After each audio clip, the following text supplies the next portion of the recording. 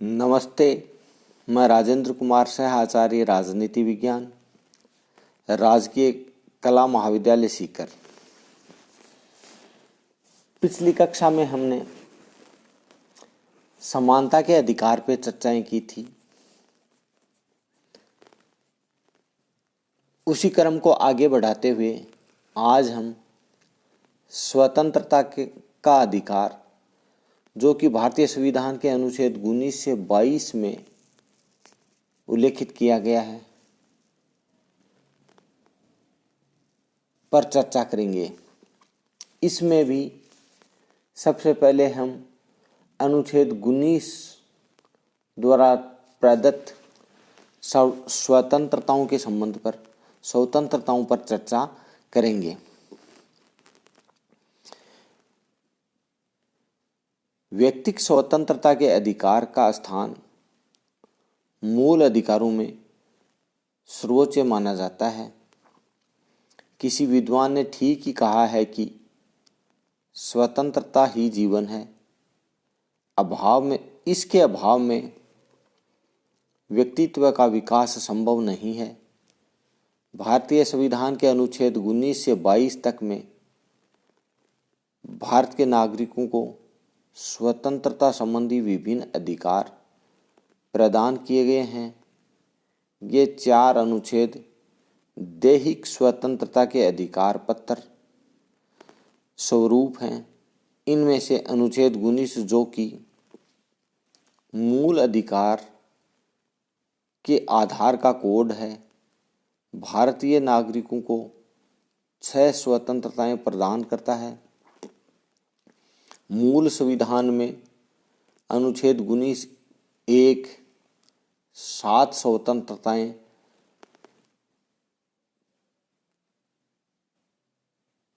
अनुच्छेद 19 1 द्वारा 7 स्वतंत्रताएं प्रदान की थी, लेकिन उनमें से एक अर्थात संपत्ति के अर्जन, धारण और वहन का अधिकार अनुच्छेद 19 1 6 संविधान के 44वें संशोधन अधिनियम 1978 द्वारा निकाल दिया गया है। अब इस अनुच्छेद में केवल 6 स्वतंत्रताएं रह गई हैं। यह हैं: अनुच्छेद 19 1 सभी नागरिकों को क वाक और अभिव्यक्ति की स्वतंत्रता, ख सभा करने की स्वतंत्रता, ग संघ बनाने की स्वतंत्रता, घ भारत के राज्य क्षेत्र में सर्वत्र ब्राह्मण की स्वतंत्रता,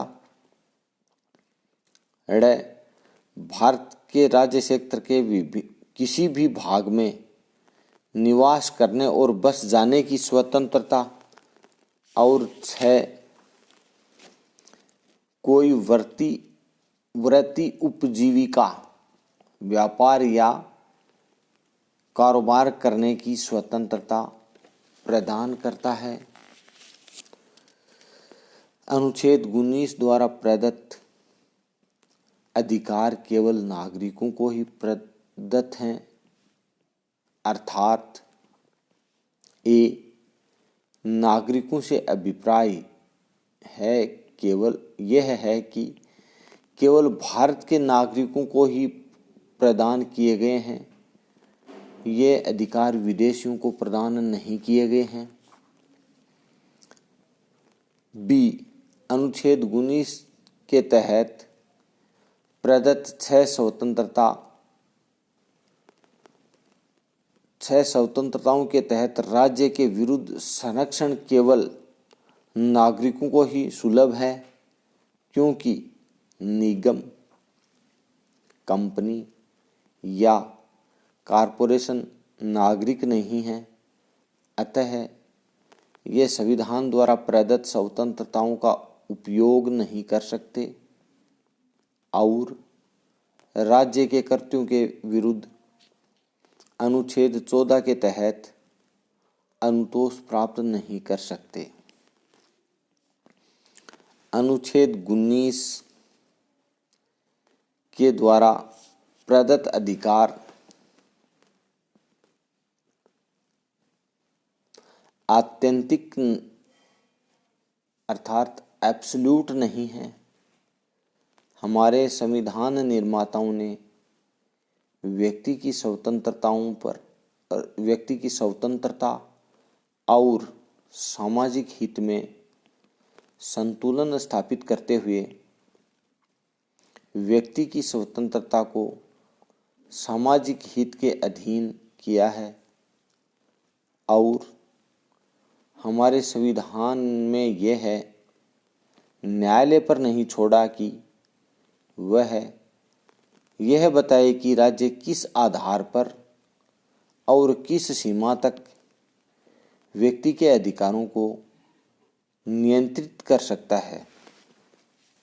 अतः हमारे संविधान के अनुच्छेद 19 के खंड 2 से 6 तक राज्य को भारत की संप्रभुता, एकता तथा अखंडता, राज्य की सुरक्षा, विदेशी राज्यों के साथ मैत्रीपूर्ण संबंधों, लोक व्यवस्था, शिष्टाचार या सदाचार के हित में या न्यायालय की अवमानना, मानहानि या अपराध के लिए प्रोत्साहन के संबंध में उचित कानून बनाकर इस अधिकार के प्रयोग पर युक्तियुक्त प्रतिबंध आरोपित करने का अधिकार देते हैं। यह आवश्यक है कि कानून द्वारा जो भी प्रतिबंध लगाए जाएं वे युक्तियुक्त हों।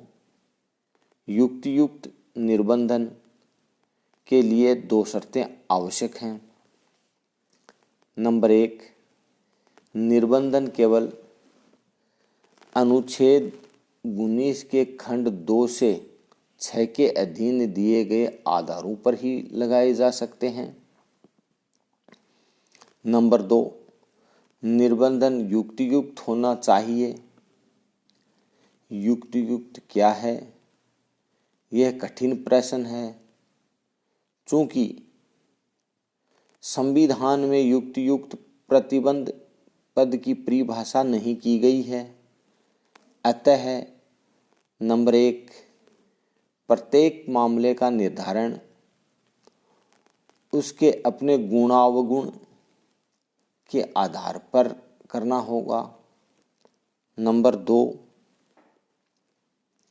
प्रतिबंधों की युक्तियुक्तता का निर्धारण अमूर्त तर्कों के आधार पर नहीं बल्कि वस्तुपरक ढंग से और उन व्यक्तियों के दृष्टिकोण से जिन पर प्रतिबंध लगाए गए हैं किया जाना चाहिए।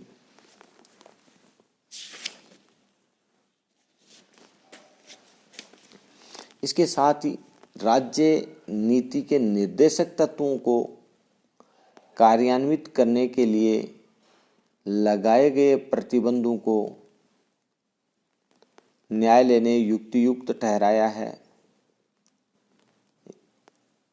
यह निर्णय न्यायालय ने बंबई राज्य बनाम FN बलसारा AIR 1951 SC 378-328 में दिया है। धन्यवाद।